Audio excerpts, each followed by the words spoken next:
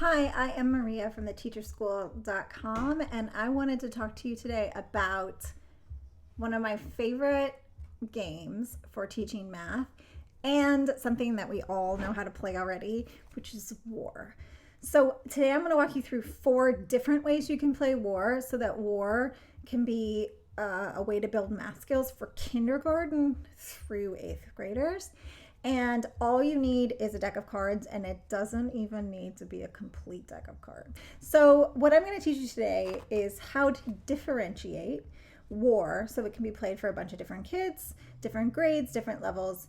And differentiate is just fancy teacher speak for making something either more or less difficult or complex. Okay, I hope you enjoy it, and I'll talk to you soon. So let's pretend that I very carefully divided these up evenly. I didn't do that for the sake of argument, but for kindergartners and first graders, even maybe pre-K, TK, War is a great game because you're really just looking at which number is bigger and by how much. So for example, with 2 and 4, whoever has the 4 needs to argue that 4 is 2 more, right? You could have them just argue that it's bigger, but if I'm playing this as like a math coach in my math coach capacity, or if you're playing this with your kid or your student, having them tell you that 4 is 2 more. How much bigger is it? You don't have to do it every time, but a little bit of practice goes a long way with this.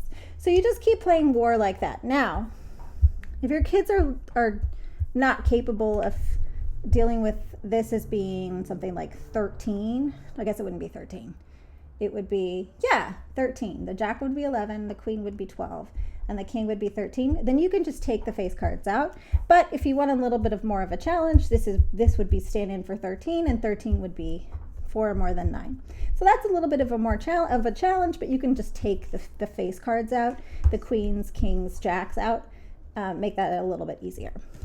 Now, so that's the first way you can play War, and that's the easiest way. Another way you can play War is to continue to have your cards split, start the same way. But now, for first graders, second graders, even third graders who need support with this, you can have students add them up. So first thing you're going to do is you're going to have each student or player is going to draw 2 cards each. So I have 2 and 4. My opponent has 4 and a jack. A jack is going to be worth 11. So this player is going to say, okay, well, 4 and 11 is 15. I have 2 and 4, which is 6. And this player wins my cards. Okay, same thing again. You're just going to keep going. You know how War goes. You put 2 out each, and you're going to find the sum. So they're going to find the sum here, and you can use that word too. Sum is basically what you get when you add 2 numbers together, or any numbers together. So 8 and 4, 12. We decided 13 and 9, 22. I win. So I take the cards. All right, and then while you play this game with your student or your children or whomever that you really want to build math skills with, you definitely want to ask questions how they got the answer. So if they say, oh, this is 12, you're just going to go, well, how did you get it? And they might go 10, 11, 12. Some kids might be counting the whole thing, and you really want them to move from counting each one to going, okay, I have 10, and I'm going to count up 10 and 11, 12, or 10 and 2. So instead of counting each and every shape, we really want to encourage our students to start counting on, meaning taking the bigger number first as a whole, and then counting up, or adding 12 and 2, 10 and 2 together. So that's kind of the strategy you want to build with students as you play this game. So now here's the next variation. So the addition version is great for, like I said, first, even kindergartners, second, even third graders, if they need practice with their addition facts. Now we're moving on to third grade, fourth grade, fifth grade, when you might need practice with multiplication facts. So for this, you're still going to turn out 2 cards each. And now you're going to look for who has the bigger product. So instead of a sum, now we're looking at products, and products is basically the answer to a multiplication problem. Sum is the answer to an addition problem. We're learning so much today. Okay, so I have 5 and 3, that's 15. They have 5 and 1. Again, the bigger number wins all 4. You'll notice that we're not doing it like this. Some people play multiplication war this way, where whoever yells it out faster wins. I think that just kind of makes it so the kid who's just fastest wins, rather than having kids practice their math facts. We don't necessarily need them to be fast, we just need them to be accurate. And a kid who isn't fast isn't going to get any practice if we play it this way. So we're going to put out our cards again, have them multiply 2 times 10, 3 times, what did we just say this was? 12. 3 times 12 is bigger. If you have a kid who's not ready to multiply by 11, 12, or 13, you might just make all of the face cards, the kings, the queens, the jacks, you might make them 10s, and then that way there's just a lot of 10 practice. So 3 times 10 is 30, 2 times 10. And again, when you play this game, you really want to inquire about kids' strategy. So 2 times 10, they might say, oh, just no.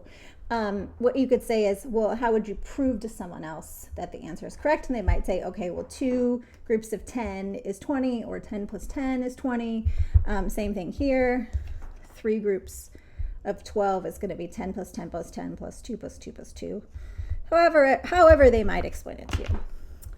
So the last variation of this game that we can play is for students in 6th, 7th, 8th grade who need practice adding and subtracting integers. And by integers, we mean positive and negative numbers. So when we look at these cards, we can think about the ace as being negative because it's got a red suit, and all the black suits are going to be positive.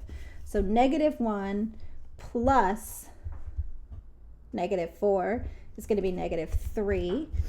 And then this person has positive 10 plus -1, that's 9. So the person who has 9 is going to be bigger. And again, as you play this game, you really just want to ask students or your child how they got that answer. How did you get that answer?